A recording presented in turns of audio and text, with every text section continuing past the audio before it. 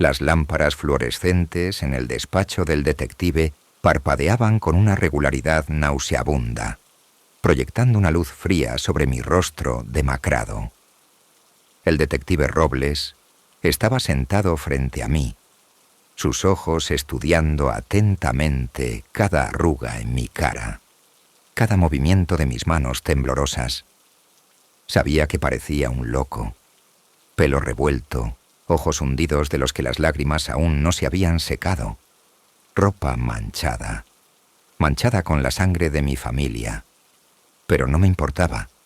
Necesitaba contar esta historia, aunque nadie me creyera. Especialmente si nadie me creía.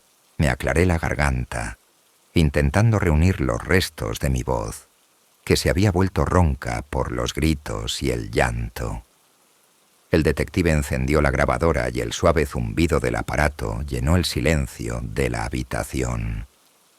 Empecé a hablar, y las palabras brotaban de mí como sangre de una herida que no se puede detener.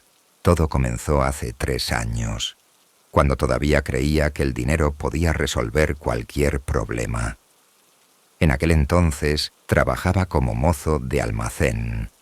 Ganaba una miseria, y mi esposa, Ana, cada noche contaba y recontaba nuestros escasos ahorros, tratando de averiguar si el dinero nos alcanzaría hasta fin de mes. Nuestro hijo, Miguel, que acababa de cumplir 8 años, vestía ropa de segunda mano y soñaba con una bicicleta que no podíamos permitirnos.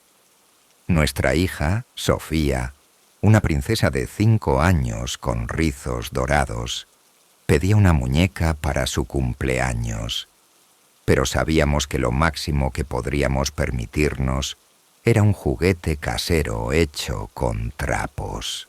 Cada mañana me levantaba con un peso en el corazón, sabiendo que una vez más no podría dar a mi familia lo que se merecían. Ana trabajaba como enfermera en la clínica local, pero ni siquiera nuestros sueldos combinados cubrían apenas los gastos de vivienda y comida. Vivíamos en un apartamento de una habitación a las afueras de la ciudad, donde el techo goteaba constantemente y la calefacción en invierno era tan débil que los niños dormían con gorros y chaquetas. Recuerdo esa noche con especial claridad. Ana estaba sentada en la mesa de la cocina, inclinada sobre una calculadora, con el rostro tenso por la concentración. Los números no cuadraban, como de costumbre. Teníamos que pagar los servicios, la guardería de Sofía, y aún faltaban 2 semanas para el día de pago.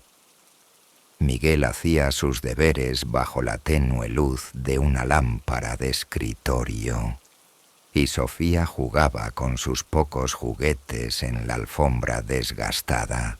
En ese momento hice un juramento que más tarde se convertiría en la maldición de toda mi familia. Juré que haría todo lo posible para cambiar nuestras vidas. A cualquier precio. Esas palabras, a cualquier precio, resonarían en mi memoria por el resto de los días que me quedaban por vivir. Los meses siguientes se convirtieron en una búsqueda interminable de un trabajo mejor. Dejaba un empleo y me metía en otro, esperando encontrar el filón de oro. Trabajé como guardia de seguridad en el turno de noche, luego como taxista. Intenté vender cosas en el mercado e incluso probé suerte en el marketing multinivel. Pero cada vez algo salía mal. O la compañía resultaba ser una estafa, o el jefe era un déspota, o simplemente me faltaba el capital inicial para empezar un negocio. Ana intentaba apoyarme, pero veía cómo con cada fracaso mío, la esperanza se extinguía en sus ojos. Los niños se acostumbraron a que papá estuviera constantemente nervioso y ausente, tratando de ganar dinero para un futuro mejor. Miguel dejó de pedir una bicicleta y Sofía ya no mencionaba la muñeca. El silencio de mis hijos me dolía más que cualquier reproche. Los meses de invierno eran especialmente difíciles. Nuestro apartamento estaba mal aislado y economizábamos en todo, incluida la comida. Ana aprendió a cocinar platos nutritivos con los ingredientes más baratos, pero yo la veía comer menos, dejando porciones más grandes para los niños. Por las noches, cuando la familia dormía, me quedaba acostado escuchando el crujir del suelo de los vecinos de arriba, el zumbido de las tuberías en las paredes, el llanto de un bebé desconocido. Y en esos momentos me invadía una desesperación tan profunda que quería gritar. Empecé a notar que estaba cambiando. El estrés constante y los fracasos me volvían irritable y sombrío. A veces me desquitaba con los niños sin motivo, y luego me atormentaba la culpa durante horas. Ana intentaba hablar conmigo, pero me encerraba en mí mismo, creyendo que nadie podía entender el peso de la responsabilidad que recaía sobre mis hombros. En uno de los días más duros, cuando nos avisaron de que nos cortarían la luz por impago, y Sofía se puso enferma y necesitaba dinero para medicinas, llegué al límite de la desesperación. Sentado en la cocina a altas horas de la noche, cuando todos ya dormían, por primera vez pensé que quizás mi familia sería más feliz sin mí. Tal vez Ana encontraría a alguien más exitoso, y los niños tendrían un padrastro que podría darles una vida digna. Esos pensamientos me asustaban, pero no podía deshacerme de ellos. Empecé a beber por las noches, al principio solo un poco, para ahogar las voces en mi cabeza que constantemente me recordaban mis fracasos. Ana lo notó, pero no se atrevía a decir nada, viendo en qué estado me encontraba. Los trabajos iban y venían. Probé suerte en la construcción, pero un mes después, la empresa quebró y no nos pagaron. Me contrataron como vendedor en una tienda de electrónica, pero no superé el periodo de prueba debido a un conflicto con el jefe. Intenté reparar ordenadores a domicilio, pero había pocos clientes y la competencia era enorme. Con cada fracaso, me convencía cada vez más de que había alguna fuerza superior conspirando contra mí. Parecía que el mundo entero se había confabulado para no dejarme escapar de la pobreza. Mis amigos empezaron a evitarme, cansados de mis constantes quejas y peticiones de préstamos. Los padres de Ana expresaban abiertamente su descontento, porque su hija se había casado con un fracasado. El momento más doloroso fue cuando no pudimos celebrar el cumpleaños de Miguel. Otros niños de su clase recibían regalos caros, celebraban en cafés o en casa con animadores, y nosotros solo podíamos permitirnos un pastel casero y unos globos. Miguel no se quejó, pero vi la decepción en sus ojos, y eso me partió el corazón. Ana me dijo entonces que a los niños no les importaban los regalos caros, que lo principal era el amor de la familia. Pero yo sabía que solo estaba tratando de consolarme. En la escuela, los niños son crueles con los que son diferentes, y nuestra pobreza convertía a mis hijos en marginados. Miguel empezó a avergonzarse de invitar a amigos a casa, y Sofía lloraba cuando veía a otras niñas con vestidos y juguetes bonitos. Fue en ese período, cuando mi fe en la posibilidad de cambiar mi vida para mejor casi se había extinguido, que ocurrió un evento que lo puso todo patas arriba. Un día lluvioso de octubre, cuando regresaba de otra entrevista de trabajo fallida, empapado y deshecho, Ana me recibió con una carta en la mano. El sobre era grueso, elegante, con el sello de algún bufete de abogados. Mi nombre estaba escrito con una hermosa caligrafía. No podía entender quién me había enviado una carta oficial y por qué. No teníamos asuntos legales, herencias, ni transacciones de ningún tipo. Abrí el sobre con manos temblorosas, y lo que leí al principio me pareció una broma o un error. La carta era de un notario de la ciudad vecina, que me informaba de la muerte de una pariente lejana por parte de mi madre, Eusebia del Norte. Nunca había oído hablar de ella, ni siquiera sabía que existía. Pero según el testamento, me dejaba todas sus propiedades. Y esas propiedades no eran poca cosa. Una casa en un barrio prestigioso de la ciudad, un terreno, muebles antiguos, cuadros, joyas y, lo más importante, una cuenta bancaria con una suma que superaba todos mis sueños de riqueza. Los números en la carta parecían irreales. Nunca había visto tanto dinero, ni siquiera en las películas. Ana leyó la carta por encima de mi hombro y sentí que su respiración se aceleraba. Volvió a leer los números de la cuenta bancaria varias veces, como si no pudiera creer lo que veían sus ojos. Los niños jugaban en la habitación contigua, sin sospechar que su vida podría cambiar drásticamente en los próximos días.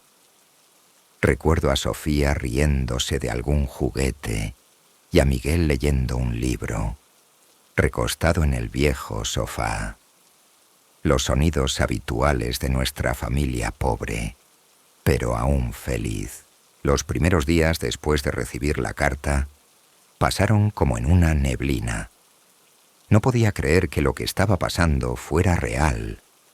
Releía los documentos constantemente, comprobando los sellos y las firmas. ¿Sería esto un sueño? ¿De verdad nuestros problemas financieros podían resolverse de golpe? Tenía miedo de alegrarme demasiado pronto, recordando todos mis fracasos anteriores, en los que la esperanza se estrellaba contra la dura realidad. Ana y yo decidimos no contarle a nadie sobre la herencia hasta que estuviéramos seguros de su autenticidad. Al día siguiente me tomé el día libre en el trabajo y fui al notario. La oficina estaba en el centro de la ciudad, en un hermoso edificio antiguo, lo que ya me decía que se trataba de una empresa seria. El notario, un hombre mayor con bigote canoso y ojos atentos, confirmó la autenticidad de todos los documentos. Eusebia del Norte era en verdad una pariente lejana por parte de mi madre, aunque nuestras familias habían perdido el contacto hacía muchas décadas. Vivía sola en una gran casa a las afueras de la ciudad, sin recibir a nadie, llevando una vida solitaria. Los vecinos la consideraban extraña, pero inofensiva. Murió mientras dormía de un ataque al corazón, y una semana después, la criada encontró su cuerpo. El notario me dijo que Eusebia del Norte seguía con gran atención el destino de todos sus parientes, incluso los más lejanos. Conocía mis dificultades económicas, sabía que tenía una familia e hijos. En el testamento escribió que quería ayudar a una familia joven que luchaba contra las dificultades de la vida. Esas palabras me conmovieron profundamente, aunque todavía no entendía cómo podía saber ella de nuestros problemas. El proceso de la herencia tardó varias semanas, pero cada día nos acercaba a una riqueza increíble. Yo seguía yendo a trabajar como si nada, pero por dentro me hervía la emoción. Ana se volvió más alegre, aunque habíamos acordado no hacer planes prematuros. Los niños notaron que sus padres estaban menos tensos, pero no entendían el motivo. Cuando se completaron todos los trámites, fuimos por primera vez a ver la casa. Lo que vi superó todas mis expectativas. La mansión se encontraba en una zona prestigiosa, rodeada por un alto muro de piedra y viejos robles. La arquitectura del edificio era de estilo gótico. Ventanas altas con vidrieras, torrecillas puntiagudas y adornos tallados en la fachada. La casa tenía un aspecto sombrío pero majestuoso, como un decorado de una vieja película de terror. Por dentro, la mansión era aún más impresionante. Techos altos, una escalera de madera tallada que conducía al segundo piso, muebles antiguos que valían más de lo que ganábamos en un año. En la sala de estar colgaban cuadros en marcos dorados y había un reloj antiguo que marcaba el tiempo con un ritmo ominoso. La biblioteca estaba llena de libros en diferentes idiomas, muchos de los cuales parecían muy viejos y valiosos. Pero lo que más me impactó fue el estudio de Eusebia del Norte. La habitación estaba decorada en tonos oscuros, con un sillón tapizado en terciopelo negro detrás de un macizo escritorio de roble. En los estantes había objetos extraños, candelabros antiguos, cristales y algunos amuletos. En una esquina había una antigua caja fuerte que, al final, estaba llena de joyas y monedas de oro. Ana caminaba por la casa con la boca abierta, tocando los caros muebles y las cortinas de seda. Los niños corrían por las habitaciones, maravillados por todos esos tesoros. Sofía estaba encantada con el enorme dormitorio con una cama con dosel. Y Miguel no podía dejar de mirar la biblioteca, que tenía más libros de los que había visto en toda su vida. Nos mudamos a la mansión un mes después. Dejé mi trabajo y por primera vez en muchos años me sentí liberado de las preocupaciones financieras. Compramos ropa nueva y juguetes para los niños y los inscribimos en una buena escuela privada.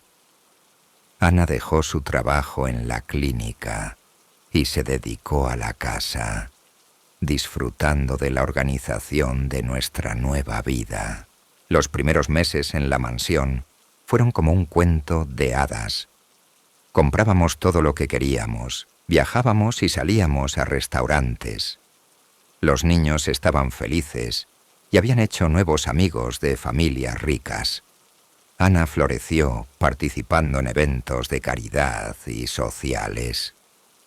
Por fin podía sentirme orgulloso de ser el sostén de la familia, aunque formalmente no había hecho nada para lograrlo. Pero poco a poco empecé a notar cosas extrañas en nuestra nueva casa.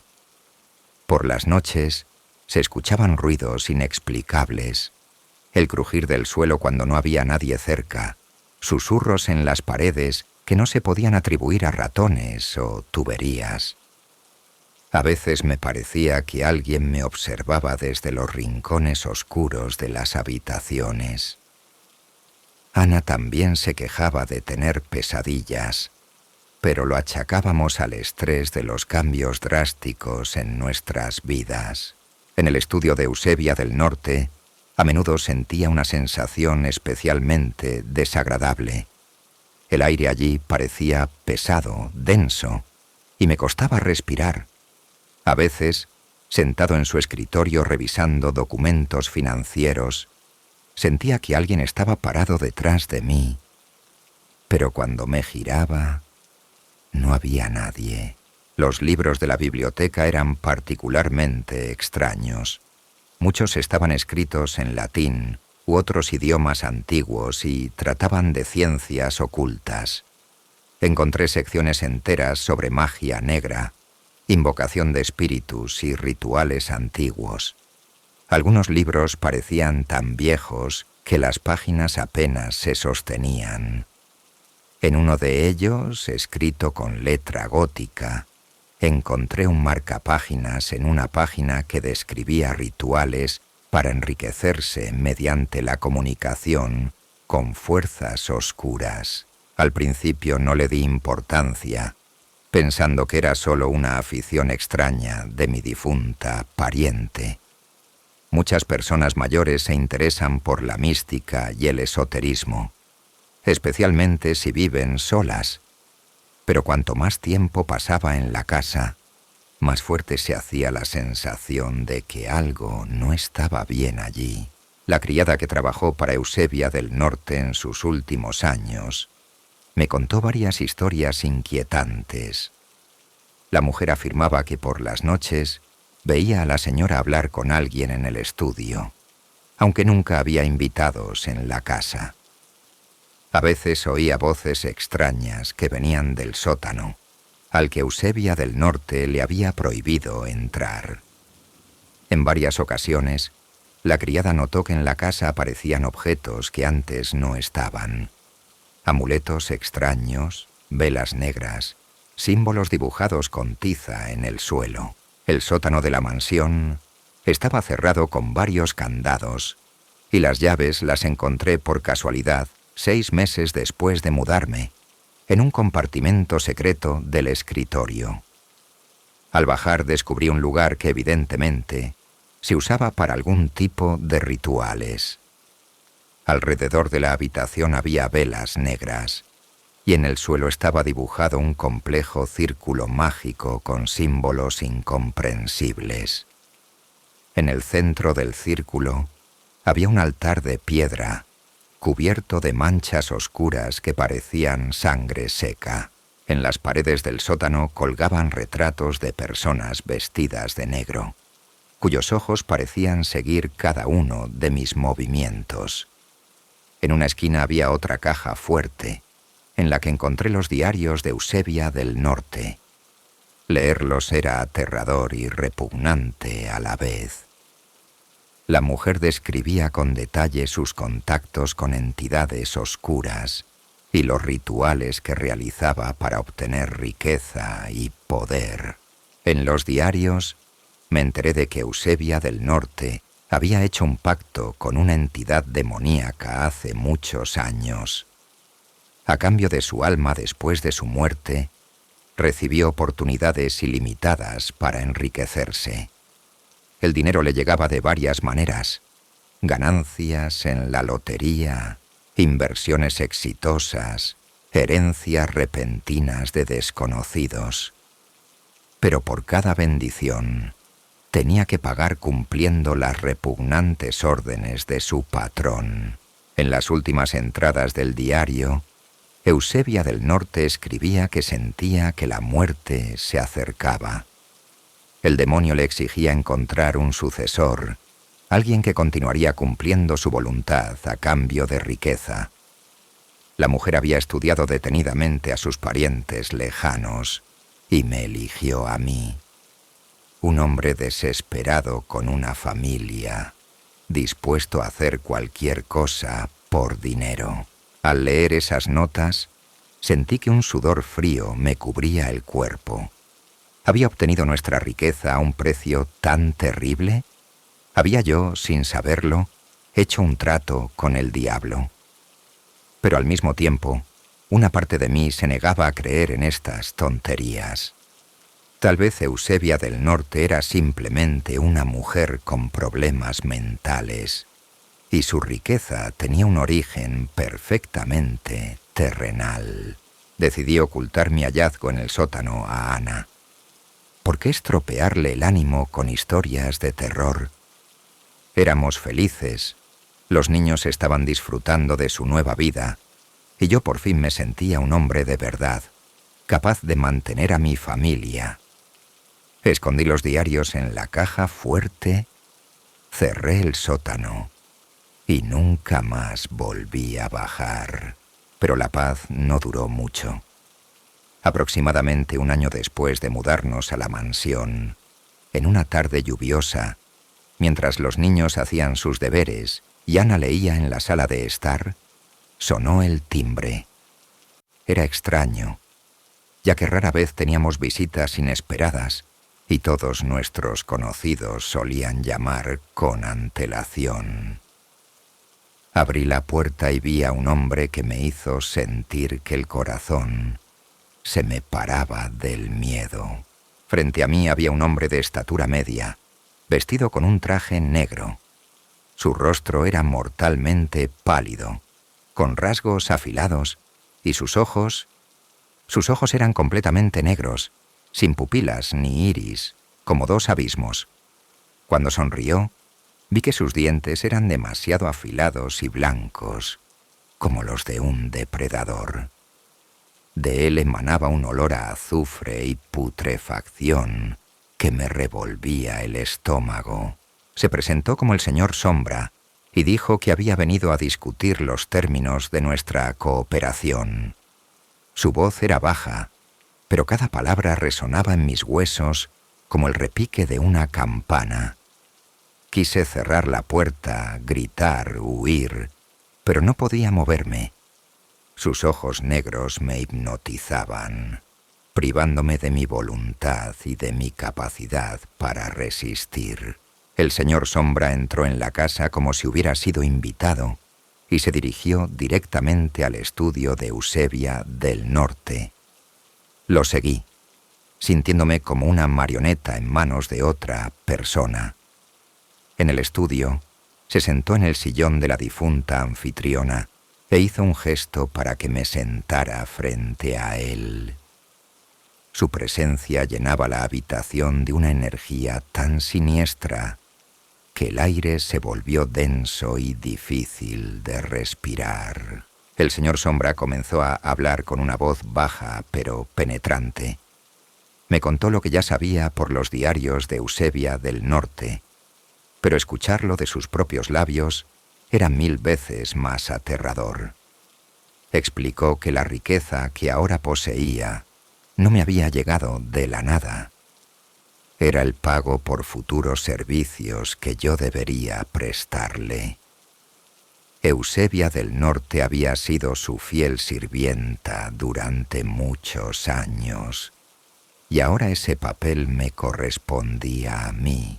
Cuando intenté objetar, decir que nunca había accedido a ningún trato, el señor Sombra solo sonrió con su sonrisa depredadora. Me recordó cómo había jurado hacer todo lo posible por la felicidad de mi familia, a cualquier precio.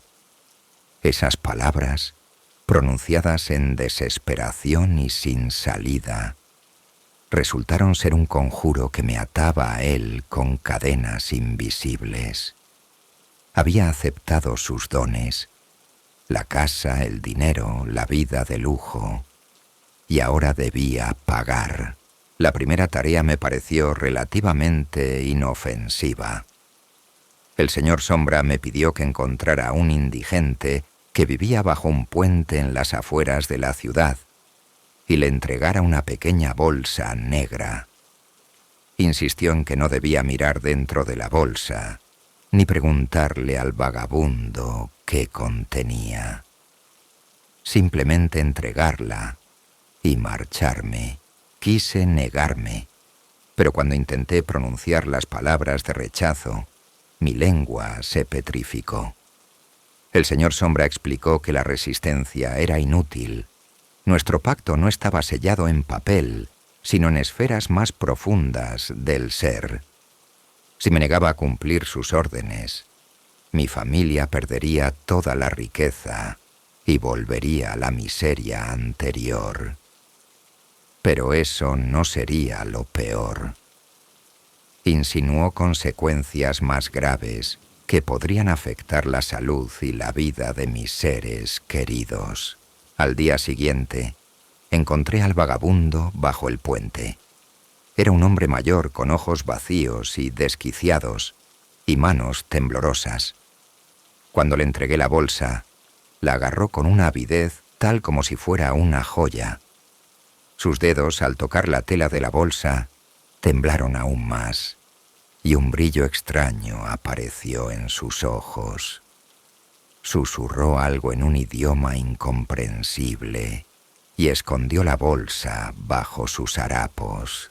Una semana después, vi en las noticias locales un reportaje sobre el hallazgo del cuerpo de un indigente bajo el mismo puente. La causa oficial de la muerte fue un ataque al corazón, pero yo sabía que de alguna manera estaba relacionado con aquella bolsa. Me invadió el horror al darme cuenta de que, posiblemente, me había convertido en cómplice de un asesinato. Pero cuando intenté encontrar al señor Sombra para pedirle explicaciones, él apareció en mi estudio por sí mismo.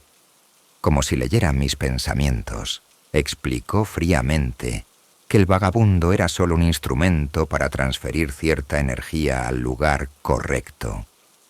Su muerte era inevitable y había sido planeada mucho antes de nuestro encuentro. Yo no lo había matado. Simplemente había cumplido el papel de intermediario en un proceso más complejo que mi limitada mente humana no podía comprender. Esas palabras no me consolaron, pero el señor Sombra me dio a entender que mis remordimientos debían terminar allí. Las siguientes tareas llegaban con una regularidad mensual. El señor Sombra aparecía en la casa de repente, generalmente a altas horas de la noche, cuando la familia dormía. Su presencia en la casa se convirtió en una verdadera pesadilla para mí. Empecé a dormir mal, siempre atento a los ruidos, temiendo que pudiera aparecer en cualquier momento. Las tareas se volvían cada vez más extrañas e inquietantes. Me pedía que comprara ciertos objetos en tiendas de antigüedades, espejos antiguos, estatuillas, joyas. Todas estas cosas tenían algo en común. Emanaban frío y me causaban sensaciones desagradables al tocarlas. El señor Sombra se las llevaba y desaparecía, sin explicar su propósito. Una vez me pidió que encontrara a una persona específica, una joven llamada María, que trabajaba en la biblioteca de la ciudad. Debía entregarle un antiguo libro encuadernado en cuero, que el señor Sombra me dio con la estricta orden de no abrirlo. El libro era pesado y cálido al tacto, como si estuviera vivo, y la cubierta estaba adornada con símbolos que dolían al mirarlos fijamente. María resultó ser una chica joven y hermosa, con ojos amables. Cuando le entregué el libro, me miró con gratitud, sin sospechar la terrible carga que le había puesto sobre los hombros. Un mes después, me enteré de que se había suicidado, lanzándose desde el tejado de su casa. Los vecinos contaban que las últimas semanas se había comportado de forma muy extraña. No dormía por las noches, murmuraba cosas incomprensibles y la luz de su apartamento estaba encendida constantemente. Fue entonces cuando comprendí que no solo me había convertido en un mero ejecutor de extrañas tareas, sino en un participante activo en la destrucción de vidas humanas. Cada encargo del señor Sombra conducía a una tragedia, enfermedad, muerte, locura de personas inocentes.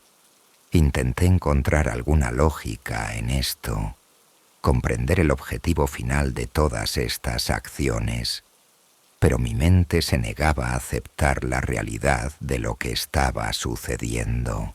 Ana empezó a notar que algo andaba mal conmigo. Me volví nervioso, irritable, y a menudo salía de casa por asuntos inexplicables. Por las noches, ella me oía hablar con alguien en el estudio, aunque yo no había invitado a nadie. Cuando me preguntaba con quién hablaba, respondía que simplemente leía en voz alta o ensayaba un discurso para una reunión de negocios.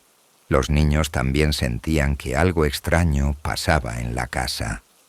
Sofía empezó a tener miedo a la oscuridad y se negaba a dormir sola en su habitación.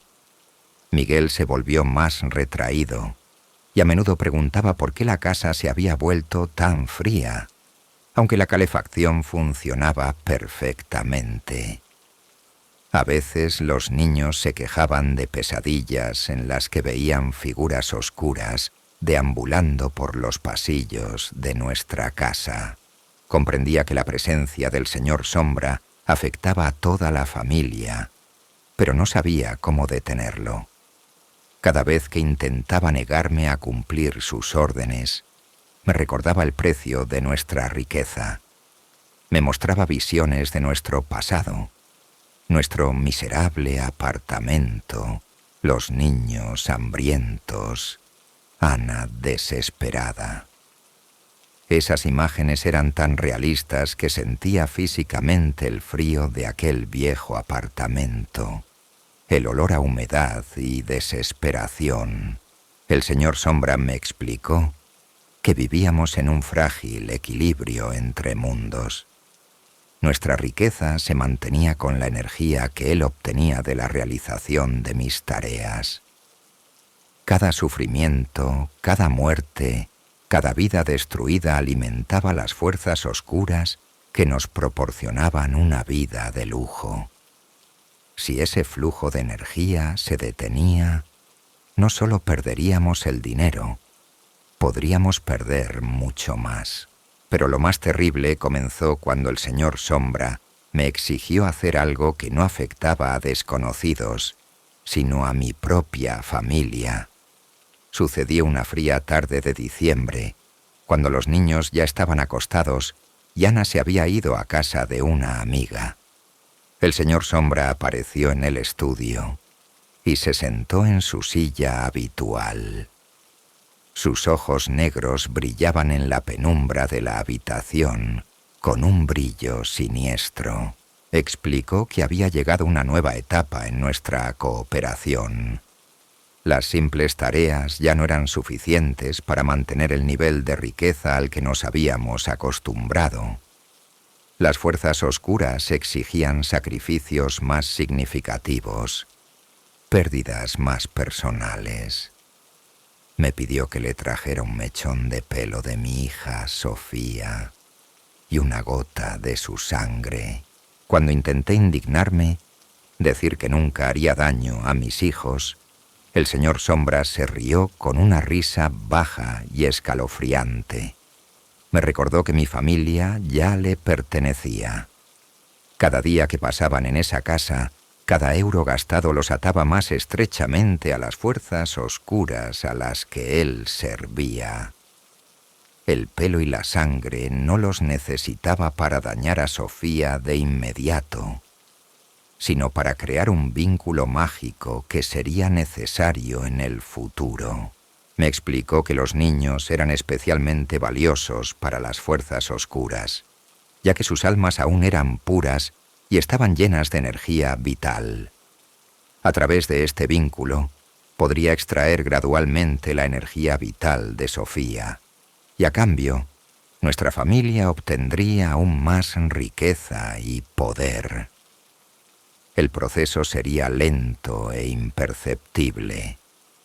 La niña simplemente se volvería cada vez más débil y enfermiza hasta que se apagara por completo.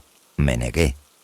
Por primera vez en todo el tiempo que lo conocía, le dije firmemente no al señor Sombra. Estaba dispuesto a perder todo el dinero, a volver a la miseria, a trabajar en 3 empleos, pero no le permitiría tocar a mis hijos. En respuesta a mi negativa, su rostro se distorsionó en una mueca de furia, y en el aire apareció un olor a azufre y putrefacción. El señor Sombra me advirtió que mi resistencia era inútil. El vínculo entre nuestras familias ya se había creado a través de la herencia de Eusebia del Norte. Si no cumplía su exigencia voluntariamente, encontraría la manera de obtener lo que quería por la fuerza. Y entonces, las consecuencias para mi familia serían mucho peores que si hubiera cooperado con él voluntariamente. Esa noche, después de que se fue, no pude dormir. Caminé por la casa revisando las cerraduras de las puertas y ventanas, aunque sabía que las cerraduras normales no detendrían a una entidad como el señor Sombra. Cuando Ana regresó a casa, la abracé tan fuerte que se sorprendió de mi comportamiento. Quería contarle todo, pero sabía que me tomaría por loco. A la mañana siguiente, descubrí que alguien había estado en la habitación de Sofía durante la noche. En su almohada había un mechón de cabello rubio, y en la sábana noté una pequeña mancha oscura que parecía sangre seca. La niña dormía tranquilamente y no recordaba nada, pero en su mejilla había un pequeño rasguño que ayer no estaba.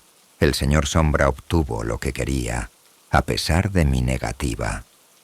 Este hecho me convenció finalmente de que estaba tratando con fuerzas que superaban con creces mi capacidad de resistencia.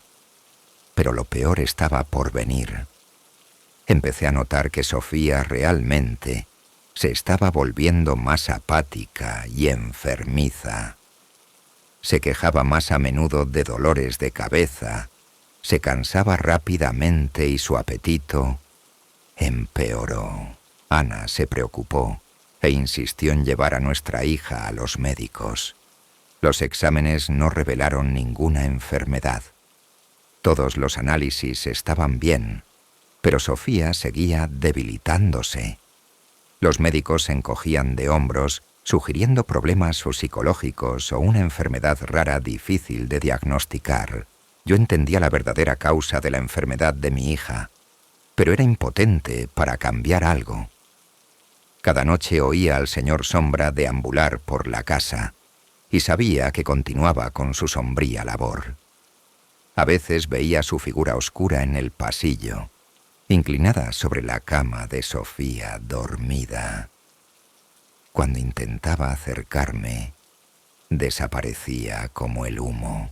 Miguel también empezó a cambiar, aunque sus cambios eran de otro tipo. El niño se volvió más agresivo, a menudo se peleaba en la escuela, respondía mal a sus padres. A veces notaba en sus ojos un brillo extraño, que me recordaba la mirada del señor Sombra. Ana lo consideraba problemas de la adolescencia, pero yo veía en el comportamiento de mi hijo algo más siniestro. Una noche me despertó el sonido de una conversación en la habitación de los niños. Al acercarme sigilosamente a la puerta, oí a Miguel hablar en voz baja con alguien.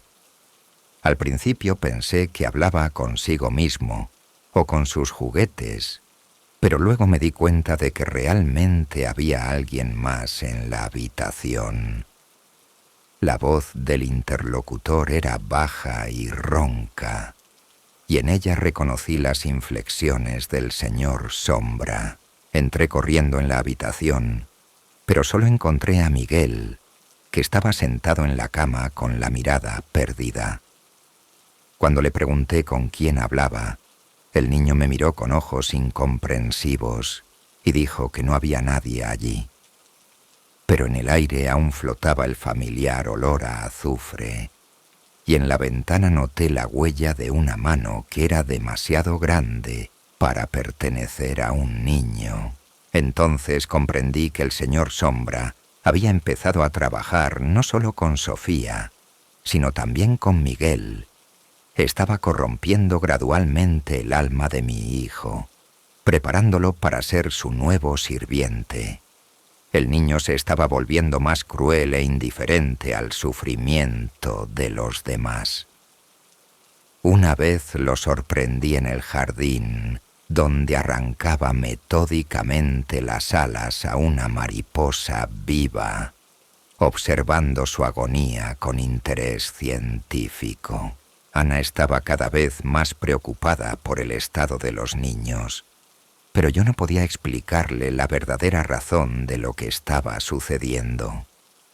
Cada vez que intentaba decir la verdad, las palabras se me atascaban en la garganta, como si una mano invisible me apretara la laringe. El señor Sombra me había lanzado un hechizo de silencio que me impedía revelar el secreto de nuestro pacto.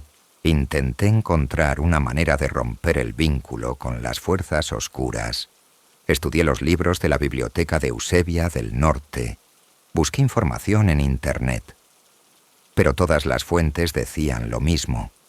Un pacto con un demonio solo puede romperse en circunstancias excepcionales. Y el precio de tal liberación siempre supera los beneficios obtenidos. Sofía seguía debilitándose día a día. La niña, que antes estaba llena de energía y risas, se había convertido en una pálida sombra de sí misma. Pasaba horas en la cama, quejándose de cansancio, y sus ojos, antes brillantes, se habían apagado y hundido. Los médicos seguían sin poder diagnosticarla, ofreciendo nuevas pruebas y análisis que no mostraban nada. Miguel, por el contrario, se volvía cada vez más activo, pero su actividad era destructiva. Empezó a torturar a las mascotas que habíamos adoptado después de mudarnos a la mansión. Primero desapareció el hámster de Sofía. Lo encontramos muerto en el jardín, con extraños cortes en el cuerpo. Luego desapareció el gato, y unos días después, el jardinero encontró sus restos en el sótano, dispuestos en forma de algún símbolo ritual. Cuando intenté hablar con Miguel sobre lo que estaba pasando, me miró con unos ojos que no tenían nada de infantiles.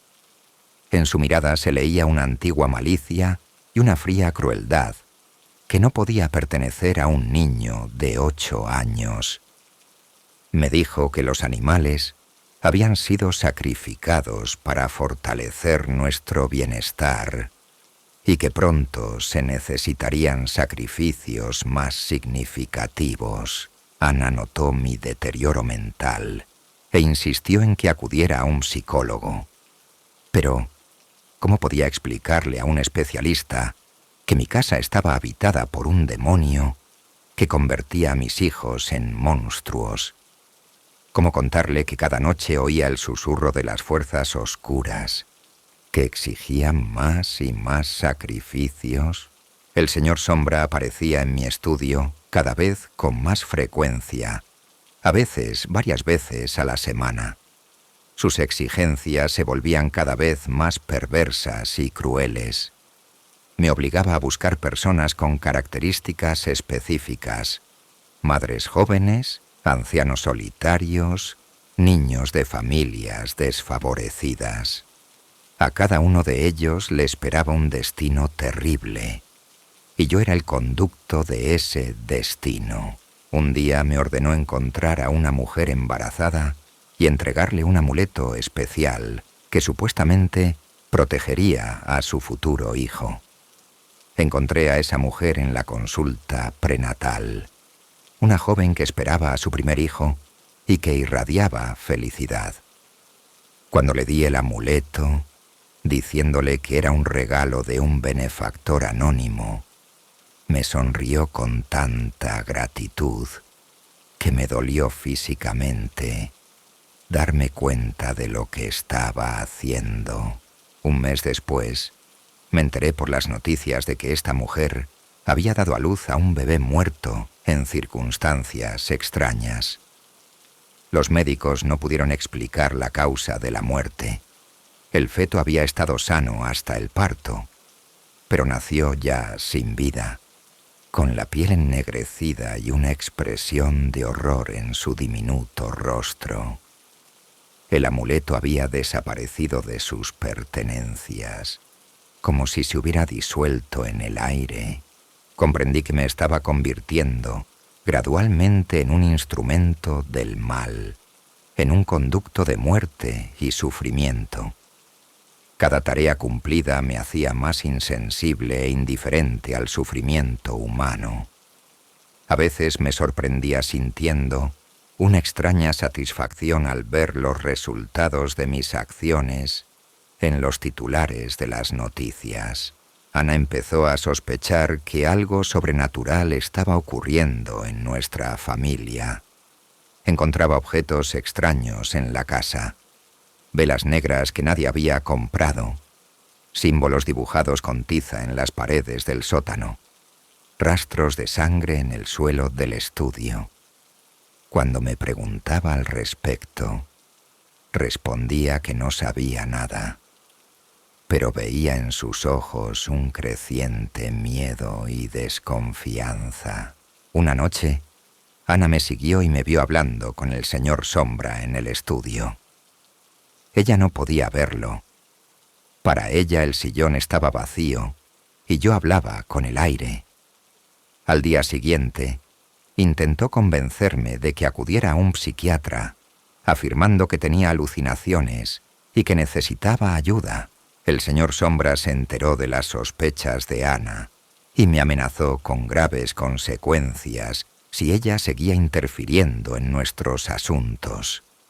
Dijo que mi esposa se estaba convirtiendo en un obstáculo para la ejecución de nuestros planes y que había que hacer algo con ese obstáculo.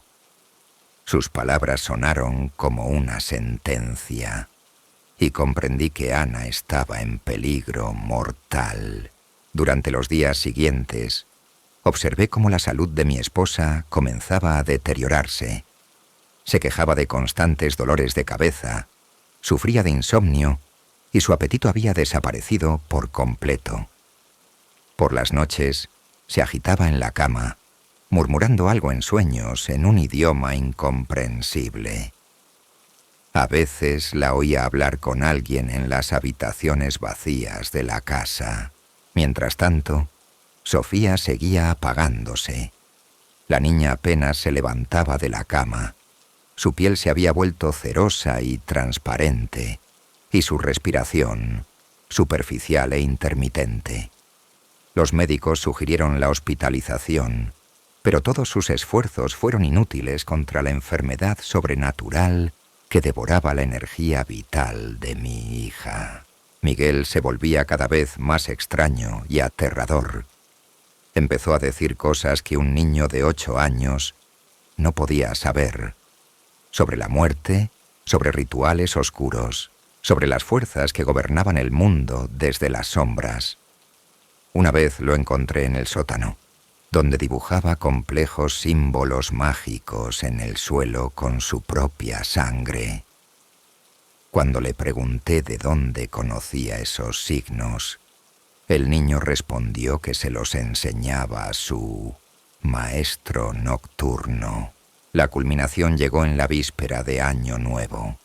El señor Sombra se me apareció con la última tarea, que debía completar mi transformación en su sirviente de pleno derecho. Me exigió que sacrificara a mi propia familia. Solo entonces obtendría el verdadero poder y la riqueza que superarían todos mis sueños anteriores. Explicó que las almas de mis seres queridos, unidas a mí por lazos de sangre, poseían un valor especial para las fuerzas oscuras. Su muerte a mis manos crearía un flujo tan poderoso de energía negativa que me aseguraría un lugar entre los más altos sirvientes del mal. Me volvería inmortal, omnipotente, capaz de cumplir cualquier deseo. Cuando me negué, el señor Sombra se rió y me mostró una visión del futuro.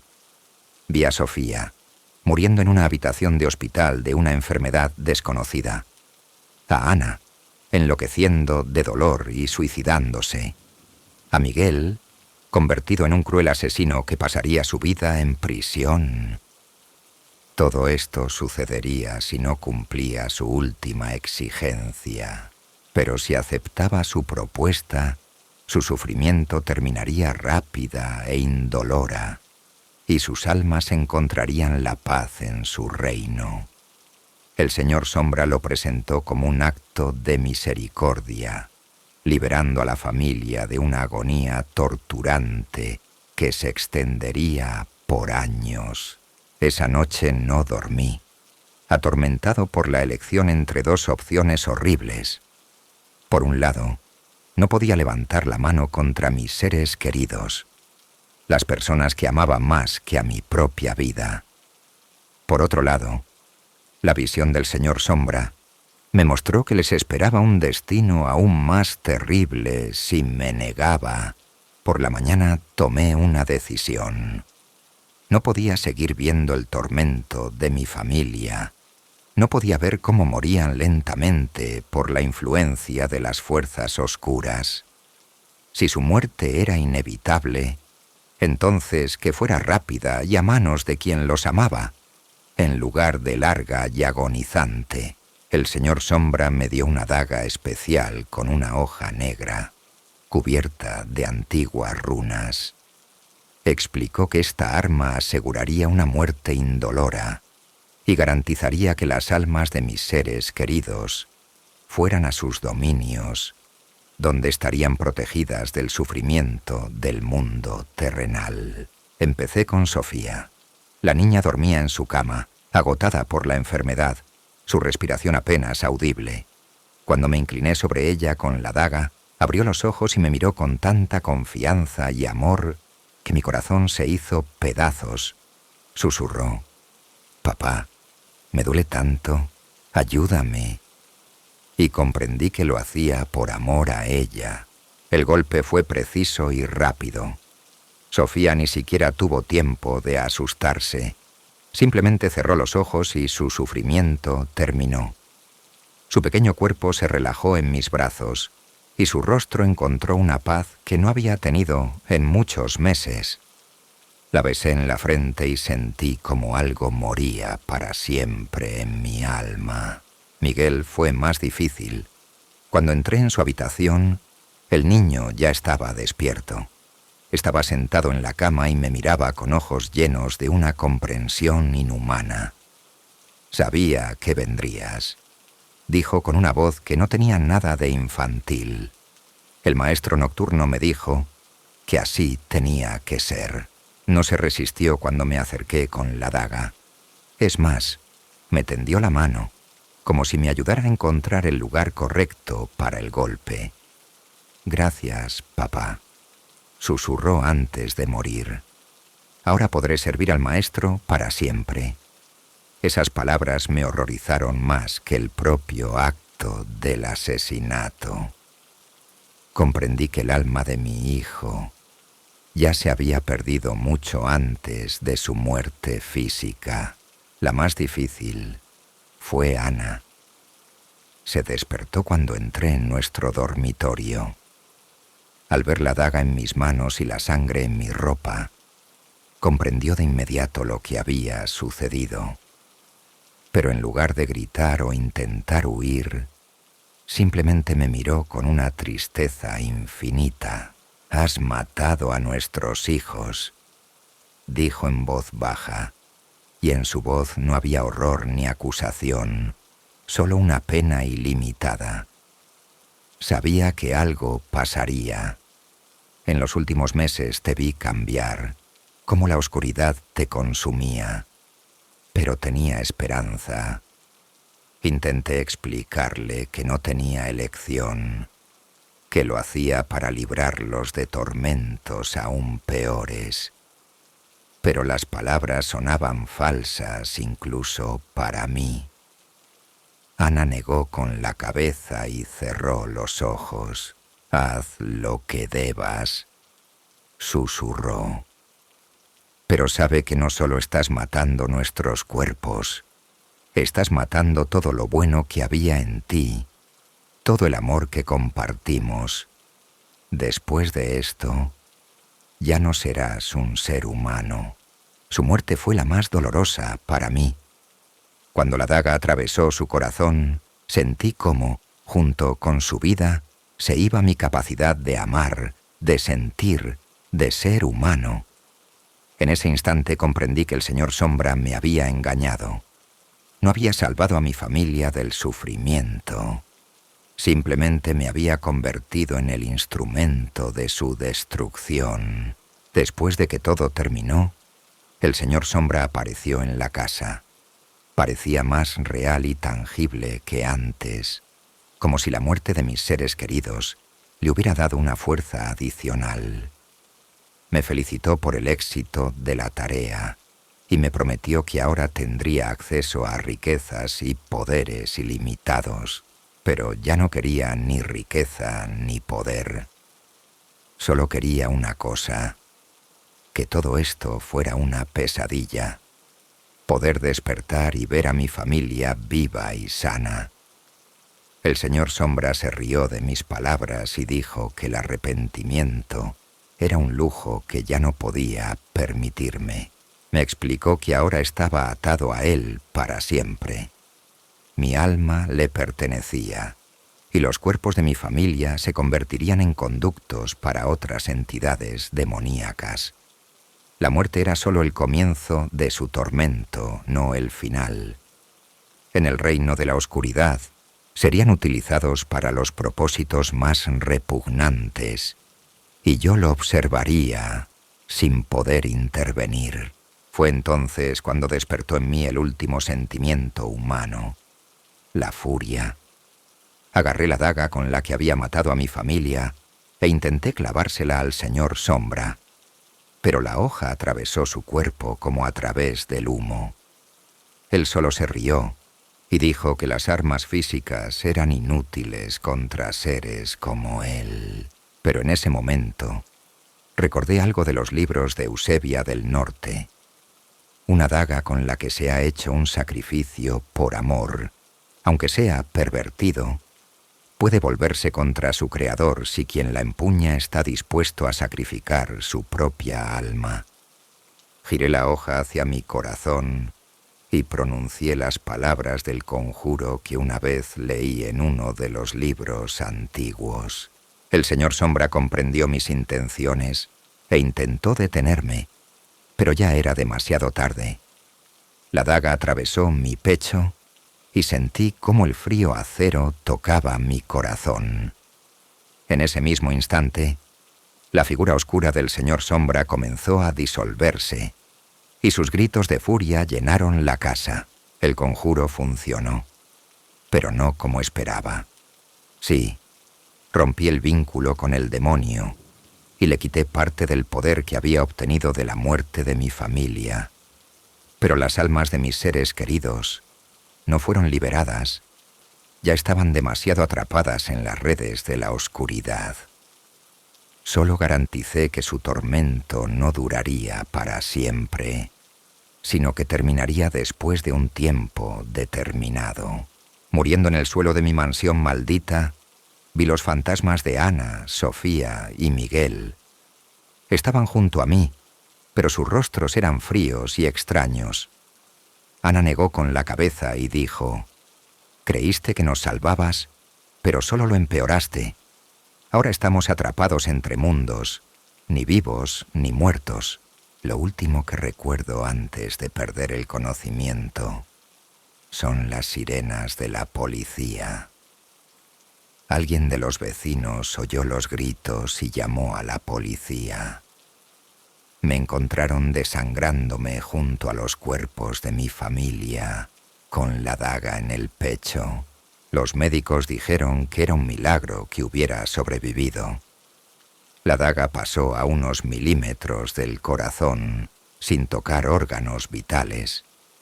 Pero yo sabía que no era un milagro, era una maldición.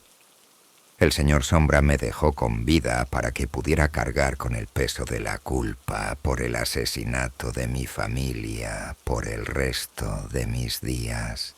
Por eso estoy sentado ahora en este despacho y le cuento esta historia, detective Robles.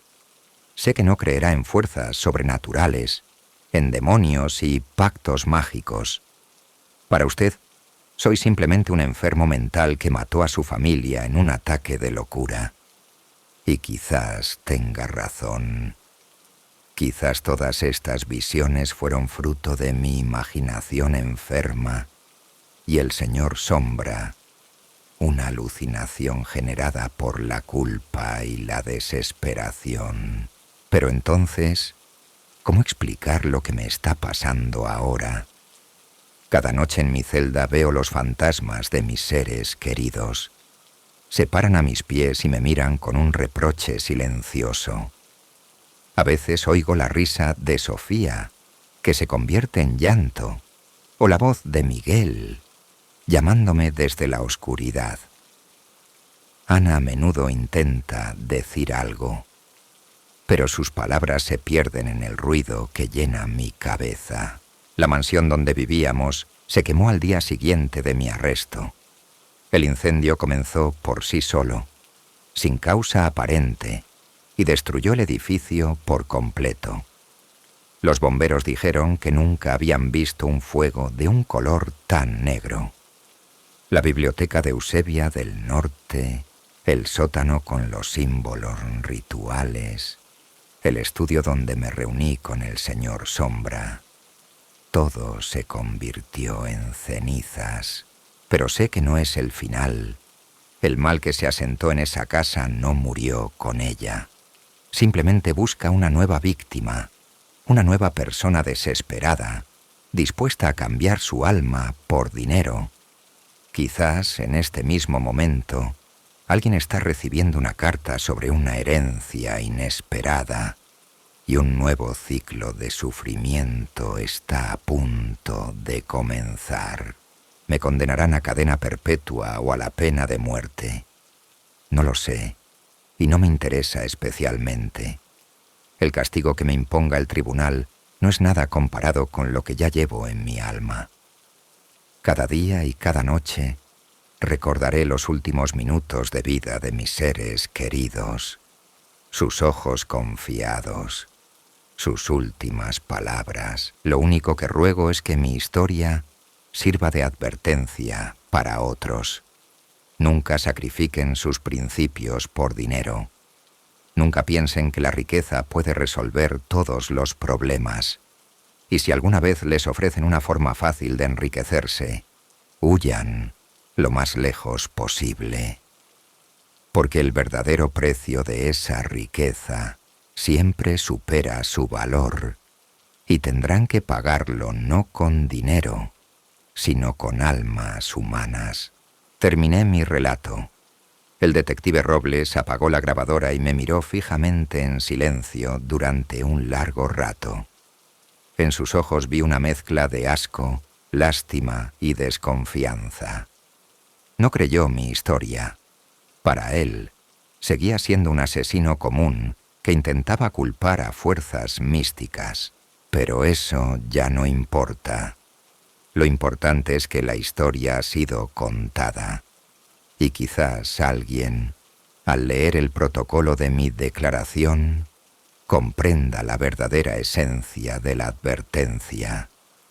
Quizá alguien evite mi destino y salve a su familia, y yo esperaré mi sentencia, y espero que algún día pueda reunirme con mis seres queridos y pedirles perdón.